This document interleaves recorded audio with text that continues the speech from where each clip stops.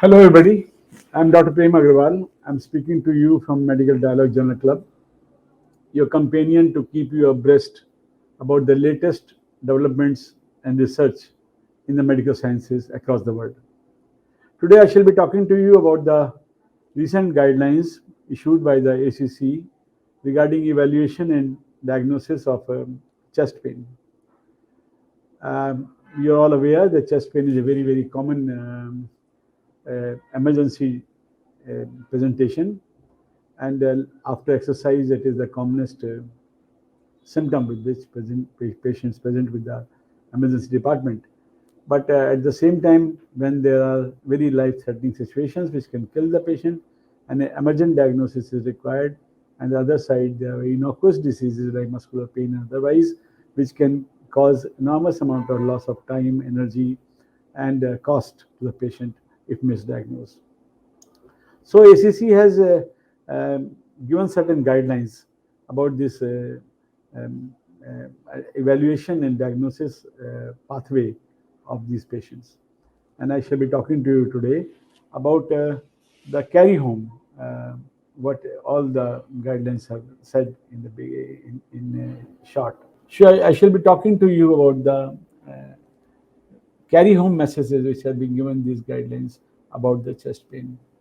Defining the chest pain, what we say that it is not only pain in the chest.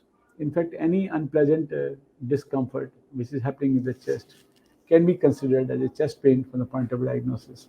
Many patients which present with something retrosternal or sternal central pressure, squeezing, gripping, heaviness, tightness, even dull aching pain, even stabbing and tearing and ripping pains, they all can be chest pains, and they can be having a different diagnosis. But at the time of evaluation, we have to take all these feeling unpleasantness in the chest thorax as a chest pain. And what they've recommended is that there should be a focus history that should include the characteristic and duration of the pain, as well as the presentation of the associated features. Because even the duration of the pain, that how long it had been happening, and sometimes we know that the cardiac pains are likely to be not starting from the very beginning, very severe, and they slowly develop into the severity by the pain which is coming from the aortic diseases or dissection of aorta, or because of the esophageal ruptures, can become a very ripping pain in the very beginning only. So characteristics and duration of pain is very important.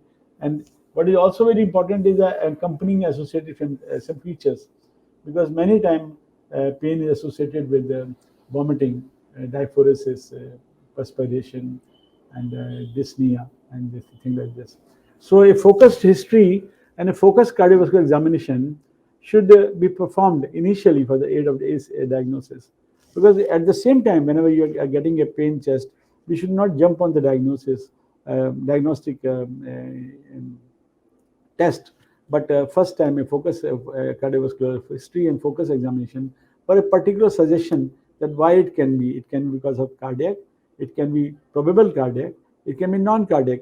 And in fact, all these three things, that cardiac, probable cardiac, and non-cardiac, should be assessed in detail when you are assessing a pain. So next point which has been very highlighted is high sensitivity troponins.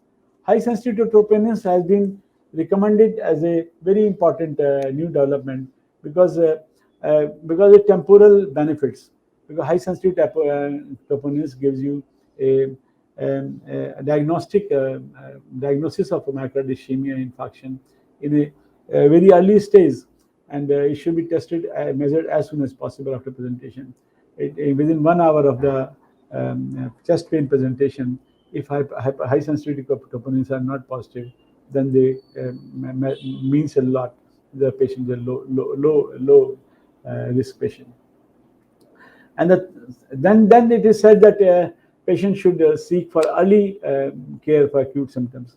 Acute symptoms, acute chest pain, defined as a pain which has come in the first time, or it is changed its character, duration, and severity. So that will be acute chest pain, and all those patients should be taken care of. And early care, all these patients should be given a ECG, and ECG should be given within 10 minutes of the arrival. And if at all they present with this at a setting where ECG is not available, all these patients should be referred for the other place where ECG is available. And if at all in this acute setting ECG is normal or maybe undiagnosed and undiagnostic, then what we should do is we should repeat the ECG after half an hour or some time, so that we can reach to certain definite diagnosis. Share the decision making is very important, that we must share the decision making. Whatever decision we are taking about the patient and the chest pain, all the diagnostic modalities, possibilities should be shared with the patient. And the patient-centric algorithm for acute chest pain is also been recommended, that acute chest pain, when the patient comes with the pain, acute chest pain, we should evaluate him and take a focus history, focus examination, do an electrocardiogram, and if the potential cardiac causes should be excluded by ECG. ECG, if it is diagnostic of STEMI, then of course the STEMI guidelines should be followed. Patient should be transferred immediately for angioplasty. If it is no, it should be evaluated for the other non-cardiac, non-coronary cardiac conditions like that of aortic syndromes, that of pulmonary embolism, that is myocarditis, and valvular heart disease, by definite diagnostic issues like that of the CCT, CCTA, or because of or with the stress test, or with the transthoracic echocardiogram. Then use clinical decision pathway. It is very important that we should use clinical decision pathway, and clinical decision should be taken in the before that. Okay, cut this point. Testing is not routinely needed in low-risk patient. What are the low-risk patients? We have said that in acute chest pain, the patients who are presenting with within 3 hours and chest troponin T is negative in the first 3 hours, there can be taken up the low-risk patient. The electrocardiogram is normal, chest pain is free, and the troponin T are normal. And low-risk patients testing can be deferred. But if it is a high-risk patient, that is, the troponin is positive, patient is sensitive of myocardial infarction, and we should immediately take it as a high-risk patient, and a defined pathway should be taken up. Use clinical decision pathways is very important. That we have said that it is said that we should estimate, we should take a definite cardiac consideration, diagnostic consideration, after having evaluated him, focus history and focus examination. If we are suspecting of acute chest pain, and if it's suspecting ACS by the ECG and the troponins, then the patient should be evaluated immediately by invasive coronary angioplasty, and a revascularization process should be started. And even if it is high risk, then acute chest pain with very high risk patients should be evaluated with the invasive coronary angiography. If it is intermediate risk, that is, the troponins are high but not very high, then the functional or anatomic test like CCTA can be taken up. And low risk patient where the troponin is normal, chest pain is normal, ECG is normal, and a patient has come to acute chest pain, they should be evaluated for a non-cardiac chest pain, and no important testing should be done. And this is how patient highlighted that a clinical decision pathway should be taken up. Women are more likely to present with accompanying symptoms. This is an important development which has come in the guidelines, that the woman presenting with chest pain, it is recommended to obtain a history that emphasizes the accompanying symptoms like that of the dyspnea, palpitation, diaphoresis, lightheadedness, pre-syncope, syncope, upper abdominal pain, even heartburn, which are unlikely to be chest pain in males, but cardiac in male, but they present in women also. And sometimes pain in the left or right side of the chest, sharp pain, discomfort in patients with diabetes and Brahman and elderly patients should be suspicious and should be taken with extreme degree of care. Identify the patients which are more likely to be benefit from the further testing. Of course, this is important that initial assessment of chest pain must be done, and the trials should be done in that patient. And the patient, the trials is important, that these are the people who will be identified by assessment of the acute chest pain or the stable chest pain and their this stratification is done, which I'll be talking to you. So non-cardiac is out, atypical is out. Non-cardiac is in and atypical is out. What I mean to say is that chest pain should not be described as atypical, as we have been describing as atypical in the beginning, always, because it does not help us. By calling it atypical, we might say it is benign.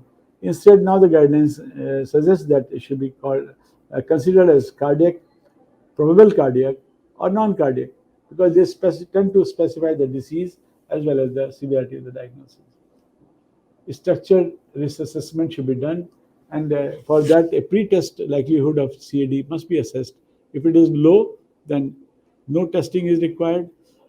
Maybe a coronary calcium score may be done for the atherosclerotic CVD risk stratification, and if it is intermediate score, then maybe a patient with more than 65 years of age, the testing is favored, and less than 65 years of age, the CCTA is favored. And what is our goal? And availability of expertise and likelihood of the pre-test likelihood of obstructive corneal disease, all should be looked into the matter. And a focused diagnostic testing should be done. What we says, the serial testing is not recommended. Now, one test should be done. We should be able to diagnose whether we're dealing with obstructive corneal disease or non-obstructive corneal disease. And obstructive corneal disease we are dealing with, then we must stabilize the patient with the guideline-directed treatment, and then we should go for further treatment. And if it is an acute patient, then we should immediately take up the risk stratification by troponin and ECG. And troponin and ECG tells you that the patient is STEMI, they should go for STEMI, or other non-coronary cardiac condition should be excluded before taking into any decision. So clinical decision pathway must be is very highlighted in this time in all, even acute patients or stable chest pain, and all stable chest pain should be assessed for low risk, intermediate risk, and high risk. If it is low risk, then no testing is recommended, or maybe a CSE or a ECG is recommended.